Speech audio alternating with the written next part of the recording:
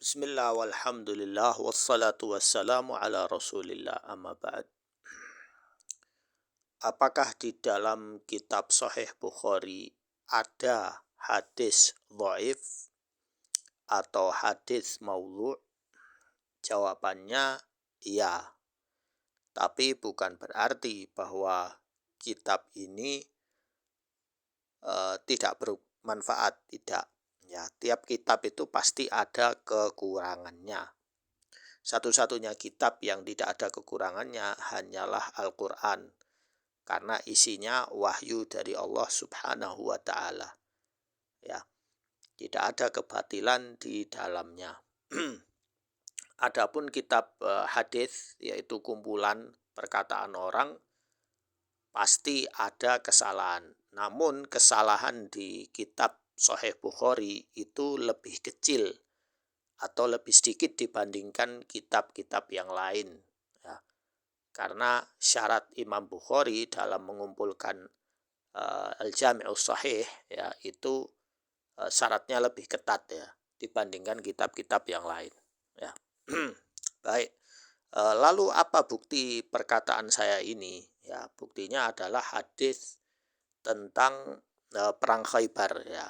Siapakah panglima dalam perang Khaybar? Panglima yang menyerang, ya, benteng-benteng Khaybar. Jawabannya adalah Rasulullah Shallallahu Alaihi Wasallam. Soalnya ada beberapa riwayat cerita bahwa Ali bin Abi Thalib adalah panglima perang Khaybar. Ya, padahal itu hadisnya salah, ya. Hadisnya salah. Panglima perang Khaybar adalah Rasulullah Shallallahu Alaihi Wasallam. Ya. Ini adalah hadis nomor 371. Ya, anna Rasulullah Shallallahu Alaihi Wasallam ghaza Khaybar. Ya. Ini hadis ini riwayatnya dari Anas, ya, Anas bin Malik. Fa'ajara Nabiullah Shallallahu Alaihi Wasallam fi zuqaq Khaybar. Ya. Jadi beliau masuk ke wilayah-wilayah daerah Khaybar itu, lalu menyerang pasukan itu sampai beliau menguasai wilayah itu. Ya. Kemudian ada hadis yang sama di kitab Sahih Bukhari. Nah, ini di kitab yang sama, ya. Ini hadis nomor 4210. Ya. Di sini disebutkan hadis ini riwayatnya dari Sahal bin Sa'ad, ya, Sahal bin Sa'ad. Mari kita lihat dari sisi sanadnya nanti, ya. Anna Rasulullah sallallahu alaihi wasallam qala yauma Khaybar, berarti Rasulullah berkata di hari Khaybar, la'utiyanna hadhihi rayah ghadan rajulan yaftahullah ala yadayhi yuhibbullah wa rasulahu wa yuhibbullah wa rasulah. Jadi saya akan memberi raya itu, bendera ini, besok kepada pria yang akan membukanya.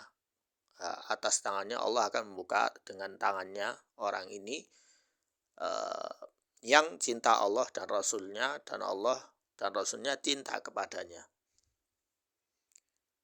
Ya, kemudian orang-orang fabatan nas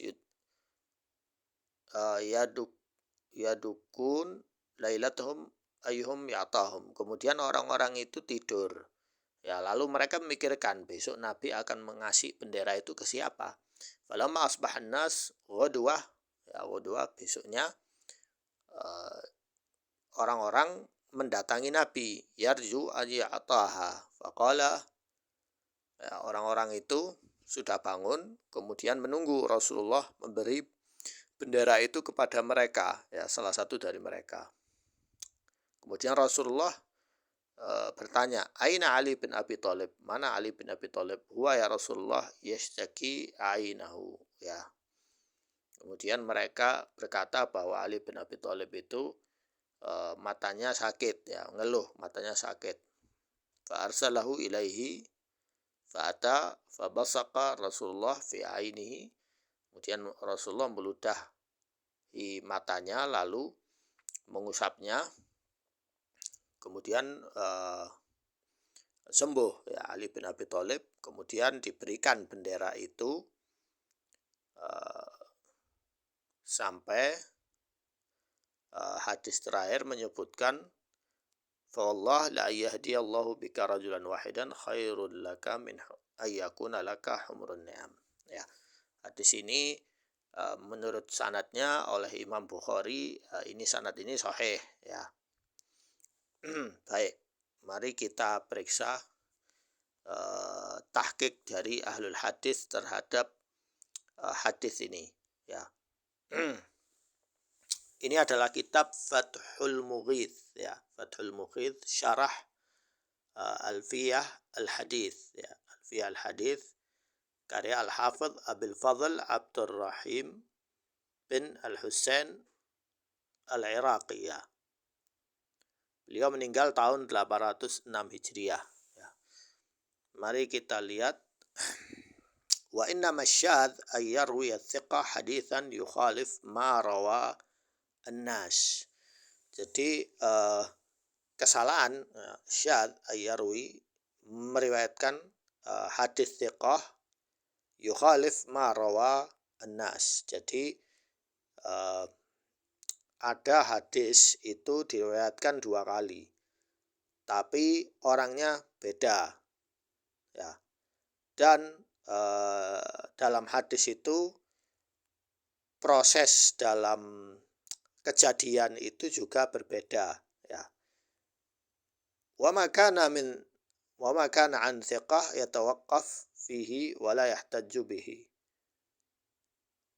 Intinya hadis itu kalau dia thiqah namun kronologi hadis itu beda atau bertolak belakang, maka tidak bisa dijadikan hujjah ya, walaupun itu secara sanad thiqah ya. Jadi karena kronologinya sudah beda. Contohnya ini tadi hadis yang pertama yang saya baca bahwa Rasulullah tidak ada kronologi beliau ngasih bendera nunggu besok baru nyerang, enggak. Jadi beliau langsung nyerang sampai selesai ya. Walaupun memang ceritanya Khaybar itu butuh waktu lama untuk menguasai benteng-benteng itu. Namun beliau dalam hadis ini tidak menyebutkan beliau memberi bendera atau apalah atau gitu, tidak ada ya. Jadi beliau langsung bertindak untuk membuka benteng-benteng Khaybar. Lalu hadis yang ini menyebutkan bahwa Rasulullah memberi bendera untuk membuka benteng itu ya. Berarti ini ceritanya beda lagi. Kemudian di sini dijelaskan bahwa kalau ada 2 jalur hadis tapi kronologinya beda, maka tidak bisa dijadikan hujjah ya. Kemudian di sini ada kitab namanya Ma'rifatus Sahabah karya Abi Nuaim Al-Asbahani, Ahmad bin Abdullah bin Ahmad bin Ishaq bin Mahran ya. Meninggal tahun 430 Hijriah. Riwayat yang kedua yaitu riwayat dari Sahal bin Sa'ad bin Malik bin Khalid ya. Beliau adalah Ibn Tha'labah bin Harith bin Amr bin Al-Khazraj bin Sa'idah bin Ka'ab bin Khazraj As-Sa'idi. Yukanna Abul Abbas wa qila Abu Yahya adraka Nabi sallallahu alaihi wasallam walahu yawma tuwaffiya Nabi sallallahu alaihi wasallam 15 sanah. Berarti waktu perang Khaybar Sahal ini umurnya 11 tahun. Ya, sedangkan umur 11 tahun itu tidak boleh ikut perang Khaybar. Ya. Beda dengan Anas bin Malik. Anas bin Malik waktu itu datang di perang Khaybar, beliau ikut ya. Beliau ikut dan beliau lebih tahu kronologi lebih jelasnya. Sedangkan Sahal itu dia hanya sekedar tahu kabar ya. Artinya kabar yang lebih thiqah itu hadis yang ini ya.